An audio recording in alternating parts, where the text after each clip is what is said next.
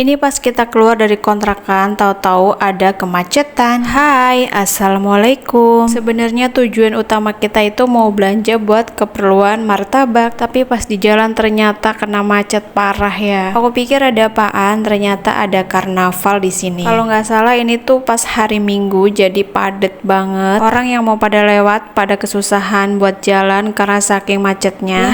Ini malahan pada joget-joget di jalan. Untungnya ini ada bapak-bapak yang lagi ngatur jalan, jadi masih bisa lewat walaupun sedikit demi sedikit. Aku juga kurang tahu ya ini ada karnaval apa, tapi yang penting mereka itu rombongan rame-rame, udah gitu ada buroknya juga. Kalau dilihat sih emang seru, udah gitu ya enak juga gitu, tapi yang nggak enaknya ya karena kemacetannya itu yang bikin nggak enak. Dan ini tuh kemacetannya lumayan panjang, dan kalau di daerah sini itu biasanya ada CFD setiap hari Minggu, dan kalau ditambahin karnaval kayak gini ya pastinya orangnya tambah ngebludak. Dan ini akhirnya udah nggak terlalu kena macet banget, bisa jalan ya sedikit demi sedikit. Dan ini sebagian grup karnavalnya juga udah pada maju ke depan, ada juga yang masih di belakang. Oke, akhirnya ini udah selesai macetnya, langsung aja kita menuju ke tempat belanja. Untuk belanja-belanjanya aku nggak bikin video sama sekali, dan ini kita udah jalan mau pulang, dan pas pulang ternyata kita masih ketemu sama grup karnavalnya lagi. Aku pikir nggak bakalan ketemu sama grup karnavalnya lagi dan nggak kena macet lagi.